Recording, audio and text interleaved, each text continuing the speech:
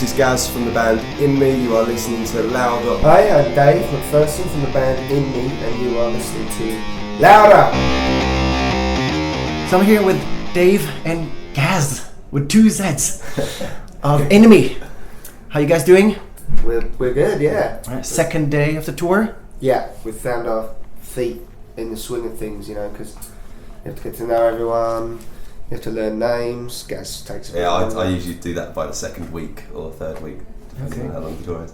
So do you guys have any icebreakers? I mean, it's yesterday was the first day of the tour. So just to get everybody in the groove, or is it We try and say hello to people, but for example, Alien Ant Farm and us yesterday were really busy. So like, you know, they're sorting their life out in that hotel. We're kind of trying to sort our spares out, label amps and all that kind of stuff. So no, we've sort of said hellos and shook hands and well dones and that kind of stuff. We haven't hung out as yet. Okay. Are you the first one to walk there? Just I assume that you, being you. Oh right. You're being sent. I walked straight up and said hello. hello. And there's all this smoke and occasional fireworks. And I have, you know, a group of women holding a cape along, and there's a few in front scattering roses. Okay, it sounds like that's how it is in my head. It's like Star in real Wars. life, I just trip over the door frame and that says. Well, we already know the Dirty Youth because we toured with them last year, Yeah. but I met the Alien Ant Farm guys after the show very briefly, just for a 10-minute bond, and just as they were about to get on the Jaeger bombs. But they all seemed lovely. But I think that's the best way to break the ice, is after you've had a couple of beers. Yeah, get drunk. Get drunk together. So how's it going from a 24-song set just a few months ago, well, at least a short tour, but still 24 songs, to a support slot? On Dave's voice is obviously a lot easier. I came a bit unstuck yesterday because I managed to get quite drunk quite quickly, because I'm just not used to coming off stage and it only being like 9 o'clock. I kind of thought it was like 11 o'clock, and then by 11 o'clock I was like, I really don't need another beer, blimey, how did that happen? So I'm pacing myself today. Okay, and how is it just dropping some of the songs you really like and not including them in the set list? It gets harder the more albums we make, but it's we're probably playing a more Overgrown Eden, White Butterfly set than we have in the past as a support act.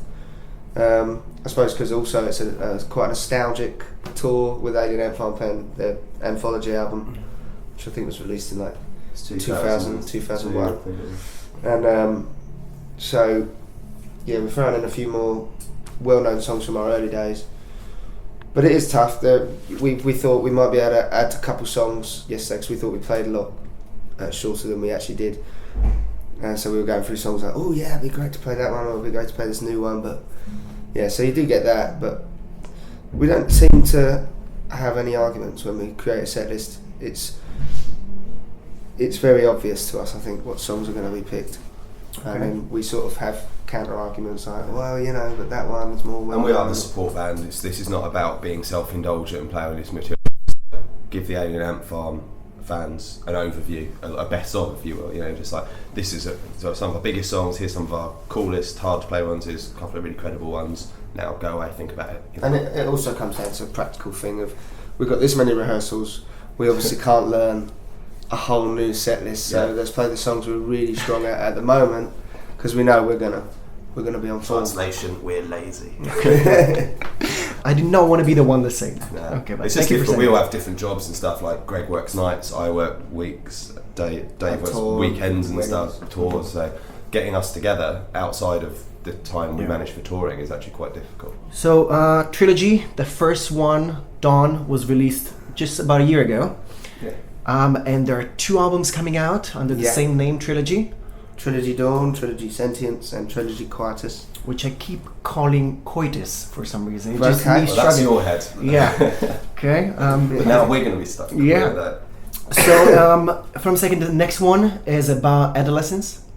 No, the next one's more about adulthood. Okay. The first one was about sort of birth and childhood and youth and the first part of life, and this one's going to be more about being an adult. Okay. So why is it? I think you described it as more of a Pink Floyd-y vibe. So is it adulthood about being just high all the time? Yeah, maybe. I guess when you're older, you think about things more in depth. So there's a deeper sound. But it was also just to not just theme everything lyrically, but to theme things musically. And I think it's nice that it leads up to the album that's about death and the closing chapters of life. Which is metal. Yeah, but why is metal death? It's death metal. Okay. Because all old people like metal as well. So Yeah, my grandma is all about that. Yeah. it's very heavy and very dark subject. So we're going to do a very heavy, dark album to close the trilogy. Okay. And it was kind of weird to me because in some old interviews, InMe, the first album, was kind of described as going towards metal. So the birth of InMe was a bit more metal, and now Death is metal. I guess it was But this ain't the death of InMe. There'll be albums after that. Okay, that's sad though. Oh. No, it's not sad. It's not, we are doing albums after that. Oh yeah, yeah, so we're it's doing not the more. death. It's Okay. not. It's not like a final opus or anything like that. So I know InMe might have started a bit more metal, or whatever, but I think we just go in waves because it started quite metal, and then Held Moth was really metal, and then the heaviest songs we've ever done were on the best of, weren't they? Yeah, and then the Pride and Trilogy Dawn were Bit much more melodic, less heavy riffs, but I think we've got certain sections of our fan base that prefer different things. So Yeah. some love the real drawn out, epic, ethereal sort of songs. Some love the old school style. Some love the really heavy technical stuff. So something for everyone with this triple album, I guess. How do you do the research for it? I mean, is it reading about life, death, and It's more based Growing on personal experience. so just thinking? Yeah. So, okay. And then linking the, so say for the first album there's a song called Reverie Aquarium, which is about a childhood dream I used to frequently have, and then the next one there'll be a song with a different subheading, but it'll still be Reverie, and then it'll be something else, and it'll be more about adulthood dreams, like trying to achieve your dreams. And then the last album, which sort of has the death theme, will be about people that you meet in your dreams that you've lost in reality, that are dead, Okay. basically. So there's a loose theme between each song and each album. Okay, so just making sure part of trilogy is not going to be the last part of InMe. No, Definitely. No, Okay, just 100% want to not. make sure. We just wanted to do a triple album because we can. That's it. Okay. Now I'm we're already independent. already messing around with ideas. Okay. Like doing a whole album just us in a room playing one song over and over again 10 times live, things like that. These are just sort of possibilities that you mess around with, or I'm messing around with titles and trying to maybe we'll go do something completely. We'll do something completely different anyway to excite ourselves. But the headline is that there's no plans to split up or disappear, and we do intend to do albums past that. Would you say that life and death and back to life, is it a cycle or is it just... I wouldn't say that the trilogy concept is related to the band, if you know what I mean. It's just the band are using that idea to create music. I wouldn't say it's the Death album's not going to be the end. Like I say, the Death album's not going to be the end of InMe. The Birth album's certainly not the beginning of InMe because we're in our 20th year.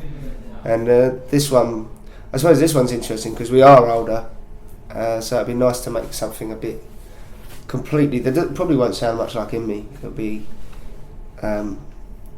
we've got certain songs like Escape to Mysteriopa and Chamber and Her Mask, these sort of more drawn out epic songs. So it'd be nice to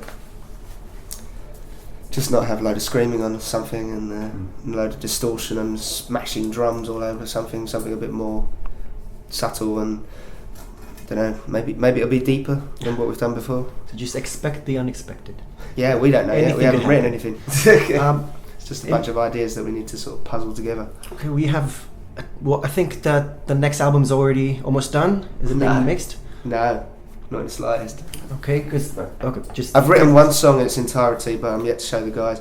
I was just thinking just now, I was like listening to Freddie Mercury interviews and he mentioned an idea and I was like, yeah, maybe what we'll do is we'll dot in a load of dates in the calendar and we'll all come in. I'll come in with ideas because there's no point, because it won't fit in with the trilogy idea. But I'll come in with melody ideas and lyric ideas, and the lyrics come later anyway, pretty much. But we'll all go and Okay, so see what comes out. there's plenty to expect from InMe. Yeah. Okay. So in previous interviews, I think both of you kind of mentioned that Gazz is notoriously slutty sometimes. I don't know where that comes from. That's amazing. Well, first of all, you mentioned some ladies being chained behind you before. So Yes. what is the band doing to save Gazz on this tour from being imprisoned? You can't save Gazz. Gazz. You just have to let him free. Okay. Like a little dove. You have to understand that as a support act, there's not as many guest list spaces. Okay. But he can't be tamed. Okay. So Gazz. So that's my favourite question so far I've ever been asked, I think. He's a slut. I wouldn't say I'm a slut. I would say I'm aware of females. In the nicest sense. Because everyone else in the band is in long relationships, etc. And I, after the show, I'm like, oh, she's pretty. Talk to her. That's about it, really. Okay, so you're stealing the Your guest honour. list? No, there is very little. And for half the guest list that I'm using is like mates and people I know from previous tours and stuff. I don't put random girls on the guest list. You're just wasting your guest spots. He doesn't need to, he just goes to the merch table. So I'll ask Gazz this time. I'm scared now. Just line of question. So is Dave addicted to performing? Thought you were going to say something else. Yeah, not this time. I'm gonna let you off the hook. They go hand in hand. Well, put it this way, he does it all the time, so he certainly very much likes it. But I don't know. It's also his job as well, so there's an element of has to do it. But yeah, I think he probably is. I think we all are. I think virtually all musicians are, to be honest. I get more than my fair share of good gigs within me. Then put me on my own in Brighton. What am I doing? I'm out with my guitar doing an open mic night with my mates, and then putting together covers bands and playing with them, and just any other, even doing karaoke sometimes. So I think it's just a thing. It's the more you do it, the more you like doing it. So it's a bit like certain drugs, so I've heard. It's a pleasure, not a chore. I was just at that. I was chilling out on my own in a pub, and I was like, and then I thought, hold on a sec. That stage is awesome out there. The crowd's going to be big. I just can't wait to get on the stage and do what we enjoy doing.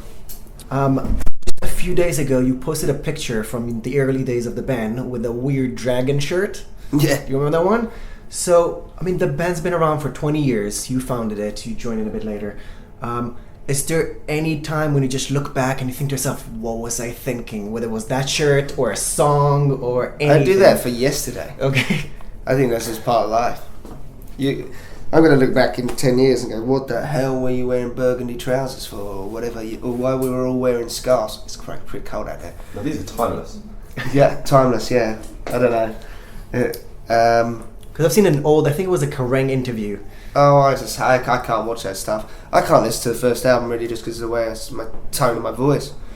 But that's just life, isn't it? An actor will go, I don't watch my old films, or an artist will say a famous painting that is really successful. They'll go, and that's crap. I'm 20 years better now. But that's just part of growing and part of life. Okay. Gaz, any look backs? I mean, I can look back at InMe albums in a very different way to Dave. For example, like one of the albums, like they don't quite agree with don't like the production on it as much, whereas I look at it and I actually really like the production on it, for example. And we don't focus on Held 'Em Off that much nowadays, which was the heavier one. But I actually really like certain songs, and I'm quite keen to bring them back into the set because I heard those songs as a fan. I didn't go through the process of putting them together and sitting in the studio and listening to it for months on end or whatever. So I get quite a unique perspective in that sense. But I mean, personally, I listen to my old stuff, like my old bands that I did. I like listening to, even if it's bad, and a lot of it is, because it's just memories. It reminds me of being in uni when I was in 1999, forming my first band, doing my first gig, all that. So I use music as a sort of vehicle for nostalgia quite a lot as well. It changes as well. Maybe in 3 years' time I'll have a different opinion on Held 'Em Off. Yeah. And I like the album. I think there's some great songs on it, but I guess at the moment we're much more into really focusing on the essence of the song and not Whittling. Yeah. Yeah. So I guess that's why that album, I think sometimes, well, you did that because it was a really cool, fast, showy, offy thing to do, which might not necessarily complement the song. Is there anything else you want to say to the fans, to the female fans, the moms? To all the fans, thank you, really, because we only get to do this because the fans actually come to the shows. We'd very quickly not be getting tours if no one was coming and if no one was buying records. We're very lucky as a band to be in that X percentage that actually can do tours and can afford to actually put ourselves in a hotel so we don't die of freezing cold in vans and stuff, and actually play to crowds of people, not just a group of our mates in the local pub. So all we'd want to say, I think, is thank you, because it's we love doing it, and it's very nice to have this sort of professional holiday hobby that we can do and just bond with our best friends and meet new people and travel and all that. Okay. And I suppose yesterday when we were playing Crawford Arms, we were playing the first 3 songs. We were playing newer stuff that's a lot heavier than when we first launched. So I could see some people who'd forgotten about us since the first album, and they're like, "Is this the same band?" And we don't look the same either, so they probably were thinking that they just called themselves InMe and it's a completely different band. So I guess the fact that the ones that have stuck by us have grown with us and accepted that we're not going to play music that we were playing when we were 19 every single album. It's going to change, and they appreciate the change, you know. And another thing, you know, with looking at the press, I mean, the amount of people I meet and I say what band I'm in, they go, "Oh, I remember you. Oh, I didn't know you were still going," or that kind of thing. And Dave always cites this example where we were at one show and our sound engineer overheard someone go, "Oh, I don't know with this one either. Are they going to play any that I actually know?" And we can't force them to do that. The press in this country are a bigoted bunch of arse, as far as I'm concerned. And let's just say my bad, not you, sorry, present company school, because you're here with us and actually interested and to have done your research. But it's same bands, you know, same faces, etc. And we get I think people get the impression that if you're not being seen in the mainstream press, you're not doing anything. But there's a lot of bands that are doing a hell of a lot and have done, you know, another 6 albums or whatever, but you don't see anything about it. And I think people often have to force themselves to actually look up what a band's currently doing, etc. I do it, you know, it's bands that I'd forgotten about, like Thrice, for example. I used to do 2003, and about 4 years ago I was like, "Oh, I haven't heard them for ages, I wonder if they're still going." And then I thought, I'll actually check.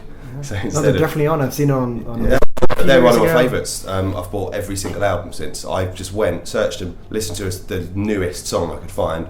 That's outstanding. Bought the album straight away, and then I've bought the entire rest of the back catalogue since. And I think more people should do that kind of thing. Don't trust that it will come to you, because it won't. Find bands that you used to like.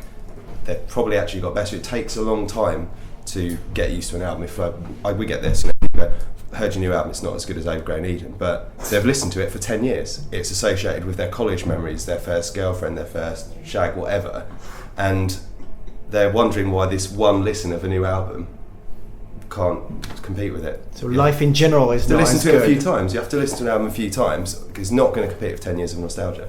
Yeah. That's what I think. But also kind of backing up what you just said, I think with the new kind of press and media in general, you can just do whatever you want. You have your devoted fans that have been with you for the last 20 years. Yeah, we're lucky in that sense. Without really needing the mainstream media. It would be nice to have it, I'll be honest, because there are a lot of people that would definitely like us, and I'm not getting any bigger, despite the music actually, in our opinion, certainly getting better, and our fan base being really solid, and we obviously sell records and we obviously fill shows, but the press are still, you know, the sort of independent press are interested in us, but the mainstream press are not, because we don't fit the requirements to sell. We can sell out a 1,000 cap venue in London, and not a single printed publication will.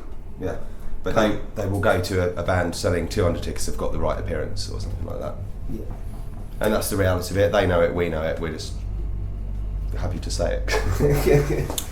Well, I'm happy to say I'm here. No, and I'm really excited about the show.